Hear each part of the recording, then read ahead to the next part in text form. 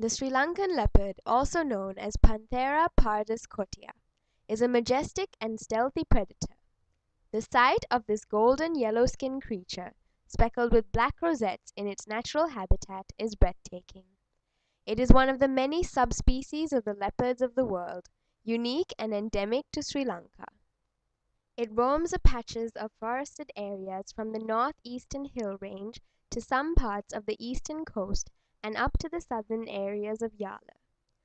Yala National Park is one of the primary parks that are home to the Sri Lankan leopard, but viable populations still exist in Vilpattu and peak wilderness areas, including Horton Plains. Being a highly versatile animal, it is no surprise that the leopard is Sri Lanka's top predator, dominating the food chain. The leopard menu includes a variety of prey, with its main target being the spotted deer, though its adaptability also allows it to pursue wild boar, barking deer, an assortment of small mammals, birds, and even some reptiles. The leopard's hunting skills are similar to many of the other big cats, first stalking its prey until it has a clear view to strike. The silent killer. It makes no sound as it stealthily approaches on padded feet and retractable claws. When it launches the attack, it sets off a high-speed chase in a heart-stopping pursuit of its target. Once it has hold of its prey, it delivers a severe and fatal bite to the throat. Its short and stout head has prominent canine teeth for killing and tearing flesh. Its powerful jaws have sharp teeth that can cut flesh and crush bone. Unlike other big cats, however, the leopard is blessed with exceptional tree climbing skills, which enables it to keep the prey on an elevation unreachable to other scavengers. Sadly, the leopard that once flourished in Sri Lanka has dramatically declined. At the beginning of the 20th century, this island was home to 1,600 leopards, but today this number is only half of what it was.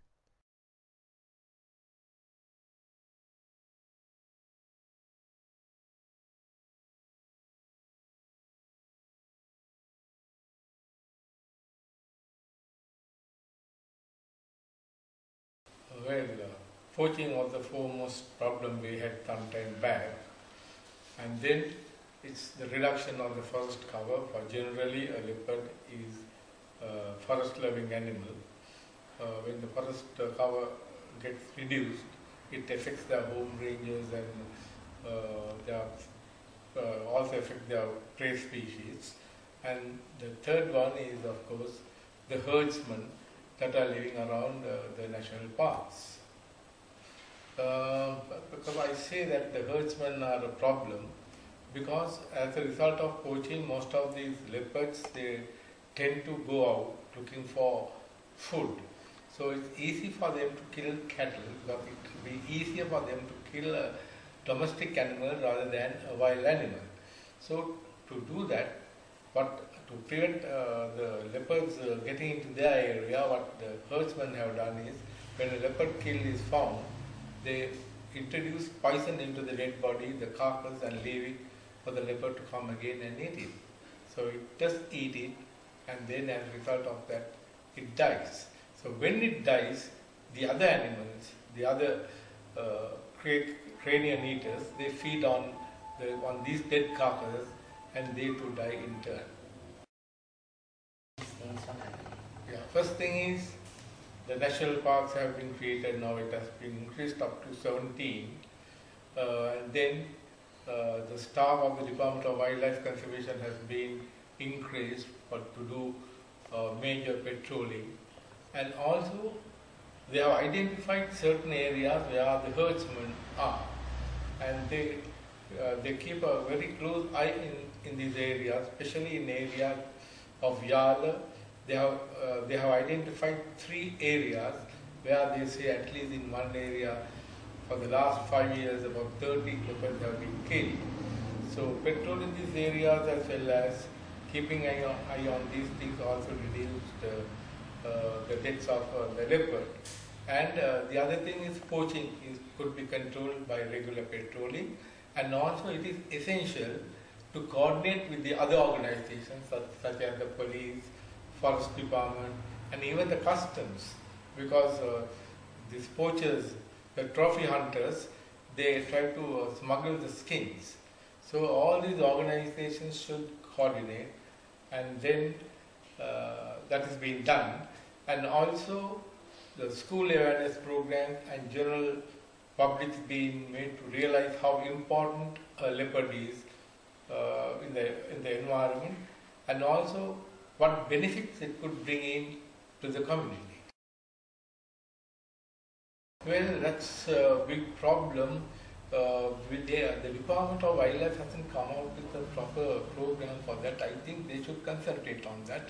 Best thing is to find them alternative grazing land away from the national park with water points, because they need water and grasslands for their cattle. So that could be a very good solution if the government could or the department could find areas. That is only by putting up sturdy pens and then fortify them with thorny bushes like acacia, we call it kukulkatu. The same method is used in Africa. So that could be one reason where we could, the Department of Wildlife should emphasize in protecting the leopard as well as the cattle of the herdsmen. We got to look into the aspect, also the human aspect of. Nevertheless, Sri Lanka has the highest leopard population density, with a leopard per every square kilometer. It is also a hotspot for leopard safaris, as it is one of the only countries in the world where people can observe the leopard in the comfortable hours of daylight, in all its magnificent beauty. Yala National Park is one of top choices if you want to see this beautiful creature. Accommodation is readily available for wildlife enthusiasts who desire to witness the leopard. Luxurious lodging is available at Chaya Wild and Elephant Reach Hotel. If you're going for camping style but still want to enjoy your stay in a bit of luxury, you can try luxury camping at Task Safari.